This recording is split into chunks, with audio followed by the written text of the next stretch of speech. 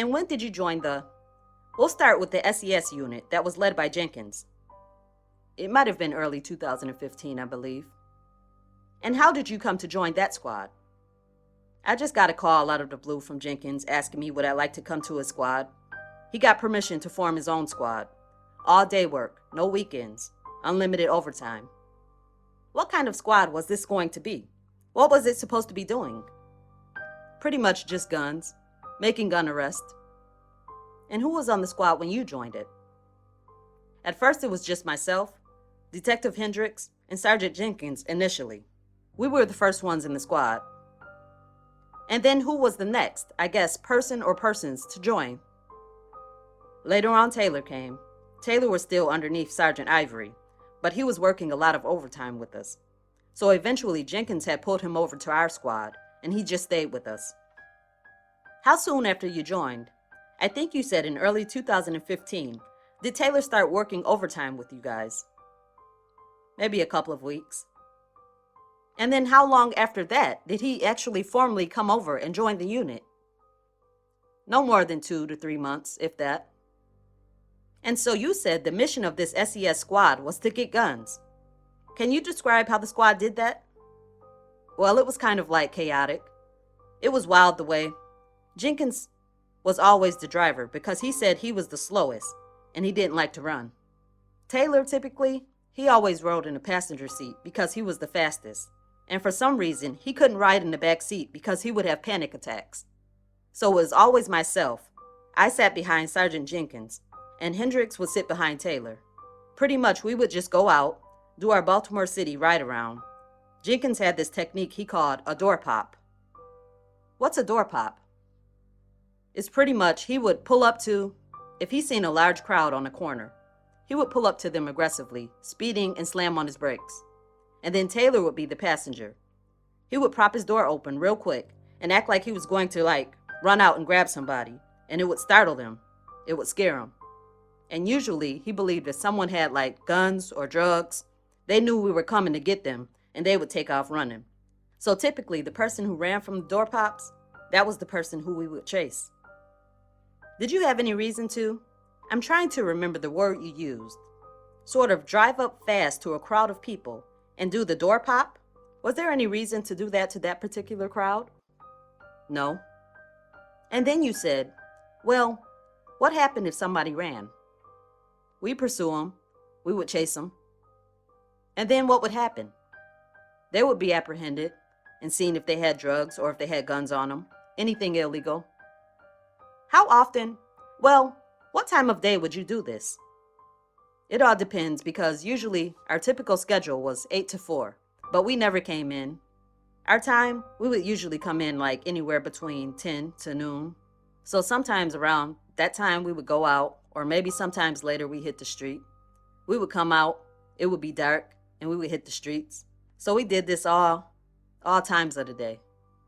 All right, and I'm going to come back to this, but you said, what was your regular shift? 8 to 4, 8 a.m. to 4 p.m. And that was on the SES unit? Yes, because we had got permission to have permanent day work. And was that also on the gun trace task force? Yes. Now you testified if someone ran and was chased, they would be searched. Were guns and drugs sometimes recovered that way? Yes, a lot of times. And so how many, if you can estimate, how many times? How many of those door pops would you do in an evening? On a slow night, 15 to 20, a slow night. On a fast night, anywhere 50 plus, easy. And were there any reason to do these door pops targeting certain people, other than they were crowds of people in certain parts of the city? No. And out of the 15 or 20 or 50, how many guns would you get? Typically, through a night, we'd usually average two guns a night. Did you know if those arrests resulted in any convictions? Yes, they did. Okay, how was your success measured? On a conviction rate that we did. All right, and how were you rewarded? As far as when we got guns and stuff? Yeah. What happened when you got guns under Jenkins? We would get extra overtime depending on the more guns we got, the more overtime we got. And we also had these things called slash days. And slash days were like a day off that's not in the books. So you're really off of work, but on the chart, it wouldn't reflect that you were off. So no one would know that you were actually off. And just explain just sort of, so everyone can imagine it. Why is it called a slash day? I'm not typically sure why it's called a slash day.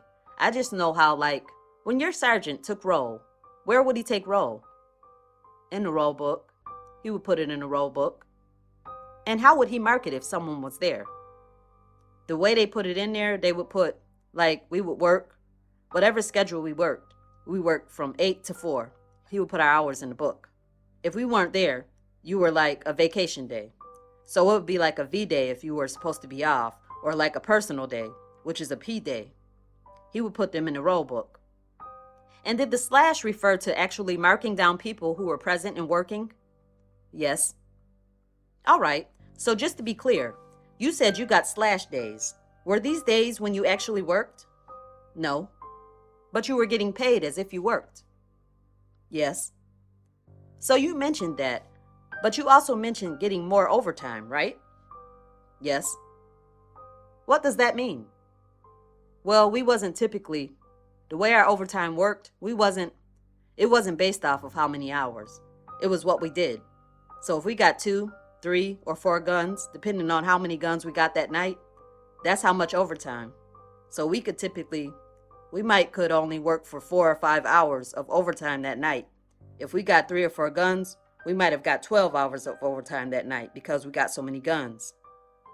And who gave you these overtime? Who gave you credit for these overtime hours you didn't actually work? Sergeant Jenkins was the one who authorized them. And was that true on the SES unit? Yes, in the SES unit and the gun trace unit. And the gun trace unit. Okay. Now you testified that, well, besides the door pops, were there any other ways that you got guns? Were there other ways? We did car stops also. Okay, and what were the circumstances for these car stops? Really none. It was just, depending on the car, Jenkins, he liked to profile a lot. So he had this thing called dope boy cars. What's a dope boy car? If a Honda Accord, like an Acura TL, or any type of Acura, a Honda Odyssey, he claims those are typically cars that drug dealers in Baltimore City would drive. And those were the cars that he'd like to pull over. And what reason, if any, would be given for the stop? None. It was just usually, he would always say seatbelts or a tint violation, but those weren't true. It was just the type of car. That's the reason why we stopped it. What's a tint violation? When the tint is too dark, like you can't see inside of a car, like the tint on a window. Now you testified that depending on how many people you chased or car stops, I guess you did, you would find guns. But you also mentioned drugs, right? Yes, sir. When you joined the Jenkins SES unit, what happened to the drugs that were seized from people when you were out doing these kinds of law enforcement operations?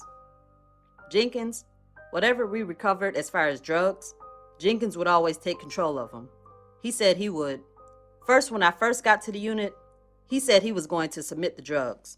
But later on, submit it to the ECU? Submit it to the ECU to be submitted to the ECU. Okay. Did you ever see him submit them to ECU? No, I never seen him submit any drugs to ECU. When you first joined the SES unit, who would actually write up the report that would list whatever was seized in an encounter with a civilian? When I first got there, it was me, Hendricks, and Taylor eventually later on came. But Jenkins would every night type up our probable cause, the arrest that we got. And would he type it up in his name or your name? He would type it up in our name.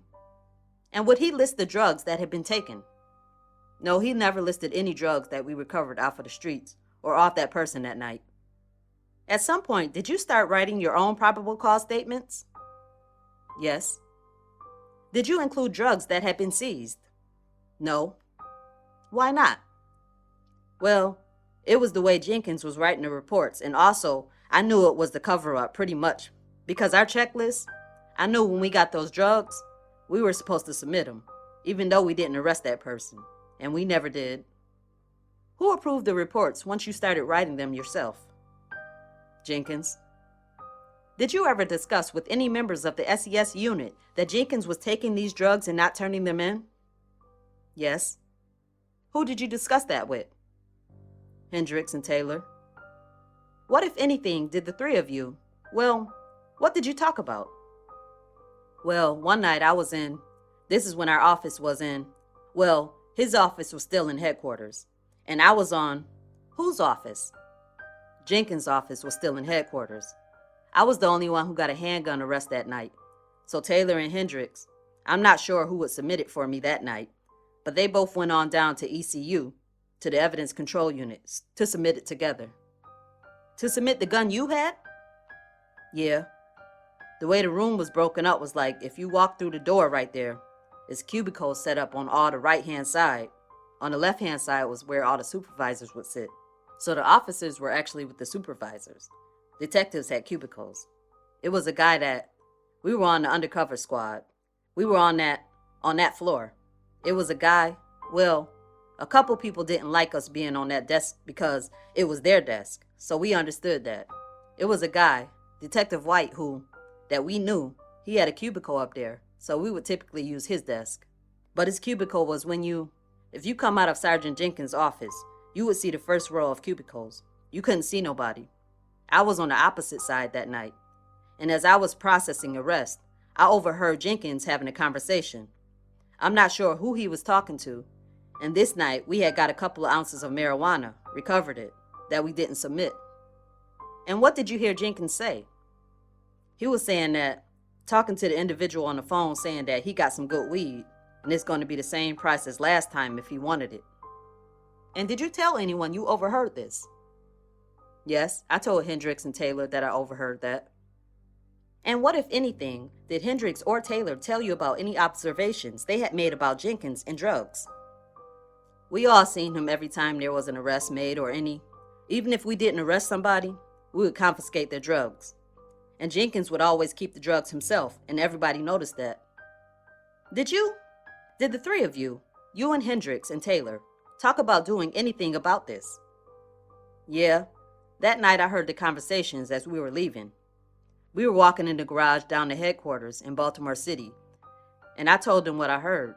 And I told them from now on, because Taylor, typically he's the one who always chases the individual who runs. And he was usually the person who would catch them. So anytime any drugs is recovered off of anybody and we're not going to submit it, hold it for yourself. Don't let Jenkins know, so we can dispose of it. And did Taylor do that? Did he not tell Jenkins when drugs were recovered? Sometimes, but then eventually we went right back to telling Jenkins what was recovered off of people. And what would Jenkins do with the drugs after Taylor told them that they had been recovered? Take them from Taylor.